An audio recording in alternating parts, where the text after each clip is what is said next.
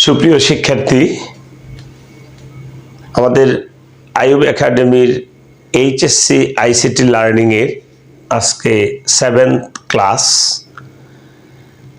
Previous ক্লাসে আমরা C প্রোগ্রামের লুপ ফাংশনের উপর for loop, while loop, do while loop এই সম্পর্কে আলোচনা করেছিলাম।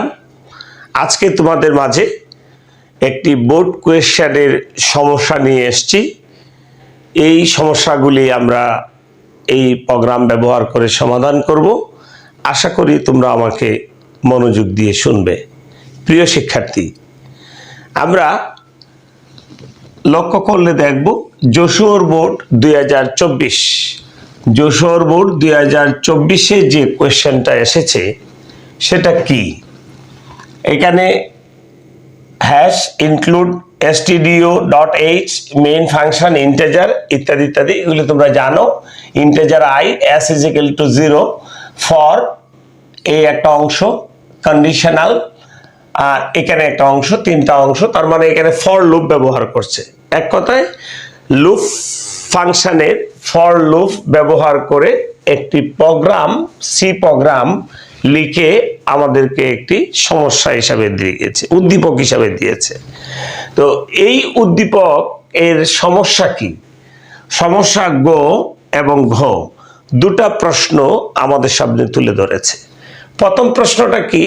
একদম সহজ, আমরা জানি গ নাম্বার প্রশ্নের মার্কস 3। এই 3 নাম্বার খুব সহজেই আমরা পেতে পারি। কি বলেছে?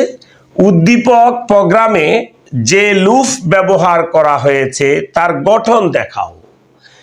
উদ্দীপক প্রোগ্রামে যে লুপ ব্যবহার করা হয়েছে এটা খুব পরিষ্কারভাবে বোঝা যাচ্ছে। ফর লিখে i is equal to 1, i less than or equal 10, এরপরে i প্লাস প্লাস। এই যে একটা স্টেটমেন্ট, এই স্টেটমেন্ট আমাদের ফর লুপ স্টেটমেন্টের সাথে একদম হুবহুব মিলে গিয়েছে। তার মানে আমরা খুব সহজেই বলতে পারি উদ্দীপক প্রোগ্রামে যে লুপ ব্যবহার করা হয়েছে তার গঠন দেখাও। তাহলে প্রথমেই আমরা বলবো উদ্দীপক প্রোগ্রামে ফর লুপ স্টেটমেন্ট ব্যবহার করা হয়েছে। এই কথা বলতে পারা মানে আমরা 1 নাম্বার পেয়ে যাব। আর বাকি 2 নাম্বারের জন্য তার গঠন দেখাও। তার গঠন নিয়েও আমরা প্রিভিয়াস ক্লাসে আলোচনা করেছি যে ফর লুপের গঠনটা হলো ওরকম যে ফর, এরপরে ইনিশিয়ালাইজেশন, কন্ডিশন, আর একটা হলো ইনক্রিমেন্ট। প্রিয় শিক্ষার্থী, আমাদের এই ফর লুপের যে 3টি অংশ, প্রথম অংশটাকে আমরা বলবো ইনিশিয়ালাইজেশন, দ্বিতীয় অংশটাকে বলবো কন্ডিশন, তৃতীয় অংশটাকে বলবো ইনক্রিমেন্ট। ঠিক একইভাবে আমরা লিখতে পারি এটাকে for i is equal to 1, i less than or equal, আমাদের এখানে আছে 10, আর i প্লাস প্লাস। এই তাহলে কি দাঁড়ালো যে এই অংশটুকুকে আমরা বলবো ইনিশিয়ালাইজেশন, এইটাকে বলবো কন্ডিশন, আর লাস্ট এই অংশটাকে আমরা বলবো ইনক্রিমেন্ট। আমাদের কি বলছিল যে এই যে উদ্দীপক প্রোগ্রামে যে লুপ ব্যবহার করা হয়েছে তার গঠন দেখাও। গঠন তো এটাই, ইনিশিয়ালাইজেশন, কন্ডিশন, ইনক্রিমেন্ট। এরপরে আবার আরেকটু ব্যাখ্যা করে একটা বাস্তব প্রোগ্রাম, যে প্রোগ্রামটা প্রশ্নে ব্যবহার করেছে সেটাই আমরা নিয়ে আসলাম। এনে আমরা এই অংশটার নামই করছি ইনিশিয়ালাইজেশন, মাঝের অংশটাকে আমরা বলেছি কন্ডিশন, আর প্রথম অংশটাকে বলেছি, শেষের অংশটাকে বলেছি increment.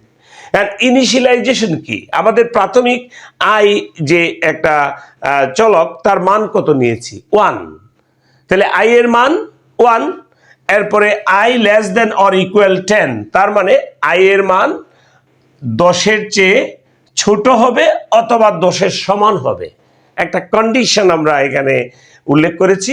R I plus plus মানে আমরা বলেছি যে ইনক্রিমেন্ট, মানে বৃদ্ধি পাবে। আই প্লাস প্লাস মানে বৃদ্ধি পাবে, 1 1 1 করে বৃদ্ধি পাবে। যাই হোক প্রিয় শিক্ষার্থী, আমাদের গ নাম্বারের উত্তর হয়ে গেল মোটামুটি। প্রথমে আমরা বলবো যে এখানে ফর লুপ স্টেটমেন্ট ব্যবহার করা হয়েছে। এই স্টেটমেন্টটা ওরকম গঠনের তিনটা অংশ, ইনিশিয়ালাইজেশন, কন্ডিশন, ইনক্রিমেন্ট। আর ওই প্রোগ্রামের যে লাইনটা আনলে আমরা দেখিয়ে দিলাম যে এই অংশটাকে আমরা বলবো ইনিশিয়ালাইজেশন, দ্বিতীয় অংশটাকে বলবো কন্ডিশন, লাস্ট অংশটাকে বলবো ইনক্রিমেন্ট। প্রিয় শিক্ষার্থী, তো আমরা গ নাম্বার প্রশ্নের উত্তর করলাম। ঠিক একইভাবে ঘতে আমাদেরকে কি বলেছে আমরা একটু লক্ষ্য করব।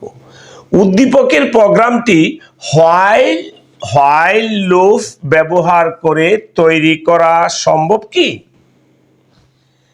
উত্তরের সপক্ষে যুক্তি দাও। দুটা প্রশ্ন। একটা হলো এটা তো ফর লুপ ব্যবহার করে প্রোগ্রামটা লিখেছে, এই প্রোগ্রামটাকে হোয়াইল লুপ ব্যবহার করে লেখা সম্ভব কিনা, আর যদি সম্ভব হয় তার সপক্ষে আমাদেরকে যুক্তি দিতে বলেছে। তার মানে আমরা এটাকে আনসার করব এভাবে। প্রথমে আমরা বলবো ঘয়ের উত্তর। ঘয়ের উত্তরের প্রথম কথাই হবে আমাদের, ঘ উত্তরের প্রথম কথাই হবে যে ফর লুপের প্রোগ্রামটি হোয়াইল লুপ ব্যবহার করে তৈরি করা সম্ভব। অর্থাৎ যে প্রশ্ন করেছে যে এই হোয়াইল লুপ ব্যবহার করে তৈরি করা সম্ভব কিনা, আমরা তার সাথে এগ্রি করব, সম্ভব। যে এই প্রোগ্রামটিকে বা উদ্দীপকের প্রোগ্রামটিকে হোয়াইল লুপ ব্যবহার করে তৈরি করা সম্ভব। দ্বিতীয়ত আমরা বলবো যে উত্তরের সপক্ষে যুক্তি। তার মানে হলো হোয়াইল লুপ ব্যবহার করে কিভাবে করব, জাস্ট অল্প জায়গায় পরিবর্তন। আমি তোমাদেরকে পূর্বেই বলেছিলাম যে for loop, increment, condition, initialization, condition এবং ইনক্রিমেন্ট তিনটা লাইন একসাথে থাকে ফর লুপ ফাংশনে। আর হোয়াইল লুপ ফাংশনে এই তিনটা অংশকে আমরা তিন লাইনে লিখব। তাইলে প্রথমেই চলে আসি যে এই যে আমাদের ইনিশিয়ালাইজেশন অংশটা, এই অংশটুকু আমি এখান থেকে মুছে দেব। অর্থাৎ i ইজিক্যাল টু 1 এটা আমরা লিখব ফরের উপরে, i is equal to 1, i is equal to 1 for লাইনের উপরে লিখব, ইন্টিজার লাইনের নিচে। আর লাস্ট লাইন যেটা i প্লাস প্লাসটা আমরা লিখব এই যে print F summation is equal to percentage D sum, অর্থাৎ যোগফল বাই করতে বলছে। এই সামেশন অর্থাৎ i প্লাস প্লাস এটা আমরা লিখব প্রিন্ট এফের ঠিক পূর্বে, i প্লাস প্লাস, বা শেষ। আর বাদ বাকি সব ঠিক রাখবো, উত্তর হয়ে যাবে। আশা করি প্রিয় শিক্ষার্থীদেরকে আমি বোঝাতে সক্ষম হয়েছি যে আমরা ফর লুপে একসাথে তিনটা অংশ, আর হোয়াইল লুপে প্রথম যে ইনিশিয়ালাইজেশনের অংশটা এটা পরের উপরে, আর পরের যে একদম পরের যেটা ইনক্রিমেন্ট, এই অংশটা হলো প্রিন্ট সামেশনের ঠিক আগে।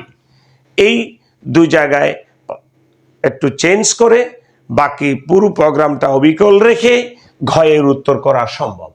আমাদের এখানে 4 নাম্বারে ইনশাল্লাহ আমরা পেয়ে যাব। আশা করি তোমরা মনোযোগের সাথে খেয়াল করেছো, সেই অনুযায়ী বাসায় প্র্যাকটিস করবে। ধন্যবাদ।